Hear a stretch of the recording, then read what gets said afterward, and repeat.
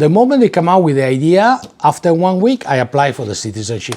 Meet Andrea. He's from Italy, but he's now a converted Singaporean. During our chat, he showed me how to speak proper Singlish, shared why he regrets not moving to Singapore earlier, and yes, he had me drinking vodka right in the middle of the interview. Voila, I'll show it to you, don't worry. And the sponsor of today's video is Masterworks, an investment company that adds diversification to the traditional stock and bond portfolio. More about it later. I got my employment pass pretty fast. Then after a few months, I applied for the PR. I got it in 3 weeks.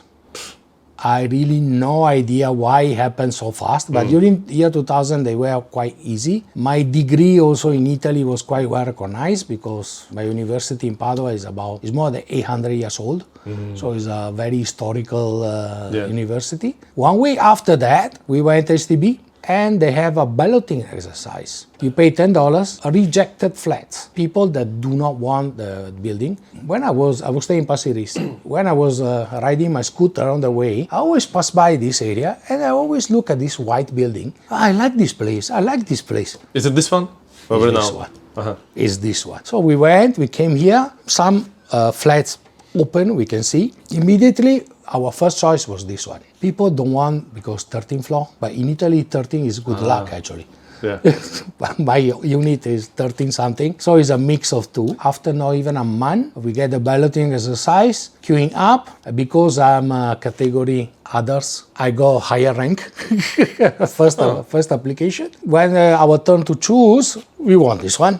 Straight away, and we got it. You remember the price, if you can share? How much was it? At the time, the initial price was 200,000 something, 214, 220. It's 104 square meter, this one. It's a 4-room flat. How much would it be now, like if you sell it, let's say? Close to 600,000. It's fully paid. I'm so happy. Yeah. I fully paid in 2020. You got your PR pretty quickly.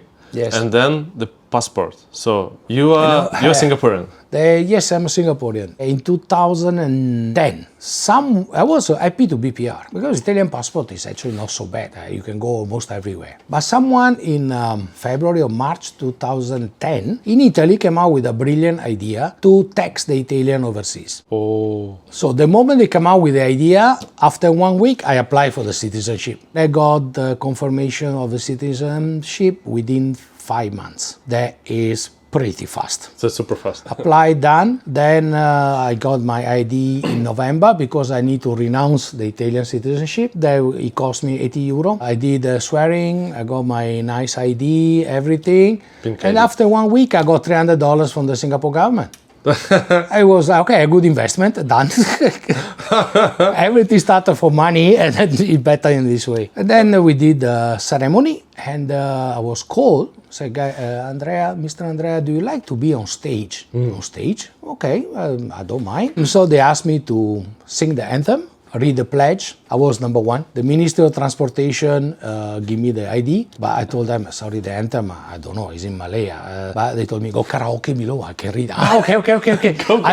I can read Malay. I know how to read because the spelling is the same as Italian. So I sing the anthem and did the pledge. I was so happy. You remember your feelings when you get a new passport? When you become Singaporean? I was pretty much convinced that it was a good choice because, frankly speaking, Italy didn't do much for me. And I did not mix much with the Italian community. I tried a couple of times, but there are bankers, there are people working in the insurance, high finance, stay in town. I stay in the east, in Bedok, typical Singaporean. You live like local. Anyway. I live like a local.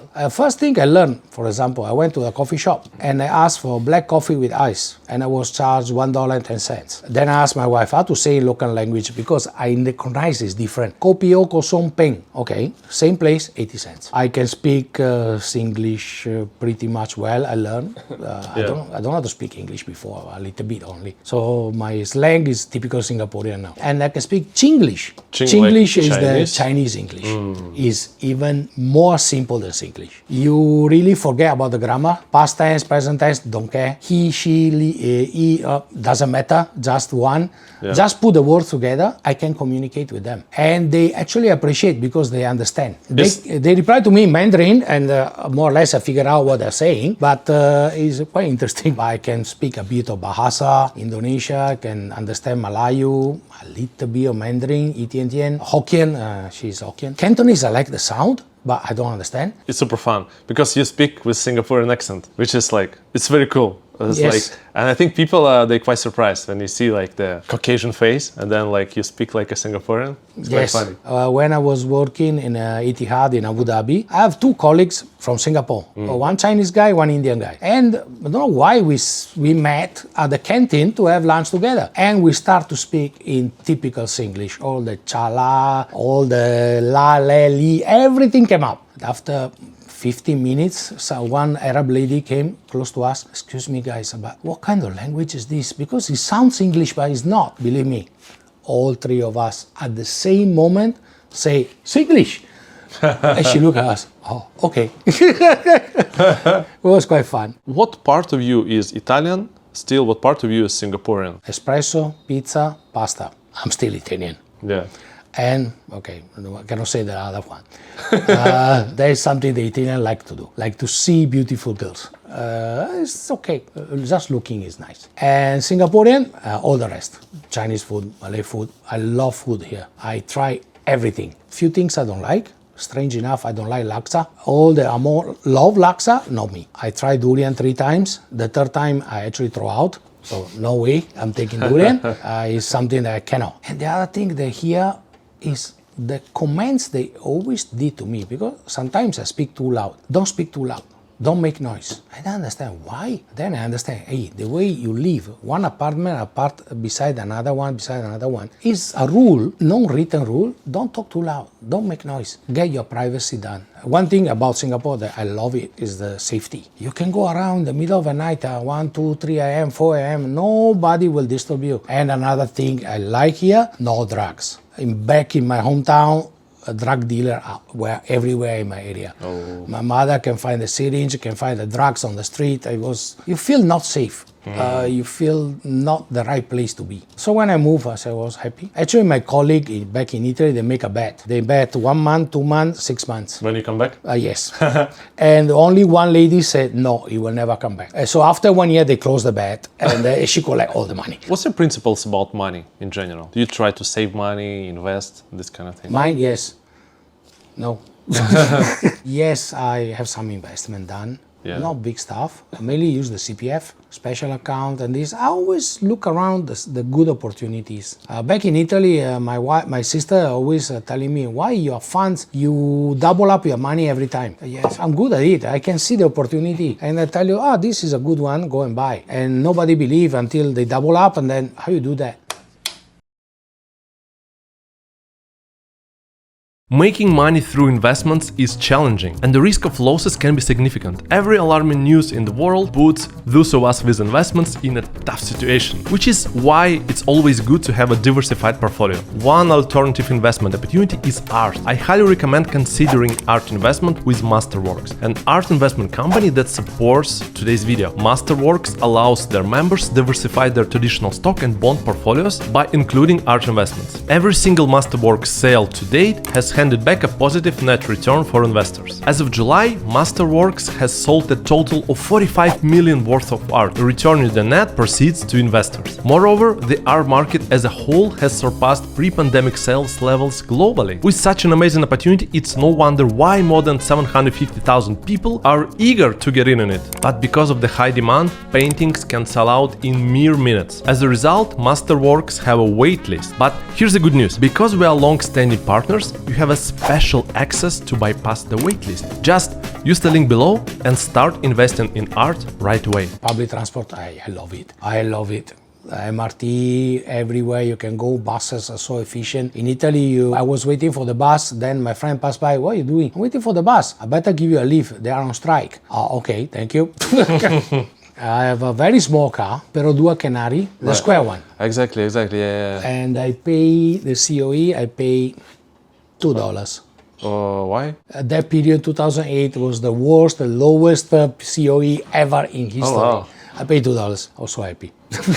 The way of driving, actually, I think it's because in Italy, the way of driving is like very expressive. And in Singapore, is, I would say, a little bit aggressive. It's not too bad compared to other Asian countries here in the region, but it's still like, it's a little bit vroom, vroom, vroom. Yeah, I want to say Malaysian are better drivers. You think so? Yeah, they are more aggressive, but they are more careful. Singaporean, no. Especially motorbike, they do not know how to see. For me, I'm very careful. I was a rider, so I know. The moment I look at the mirror, I see a bike coming, I move a bit on the right, let a bit of space to go. That's a good habit. I love it. Like And people then one thing I hate here, now change. When an ambulance is coming, everybody stay there 60 in their lane, don't move. Yeah. First thing you need to do, ambulance is coming, you need to give way and then move to another lane, let it go. If the siren is on, there's something serious. In Singapore, the sirens are not on, it's okay. It's not serious. But sirens on, you need to let go. And here, they are not used to it. Maybe they don't even think of it. But I prefer like Malaysia, easier, better. You can squeeze here, squeeze there, it's okay. I'm still Italian for that. What's it for? For the vodka. For real? Yeah.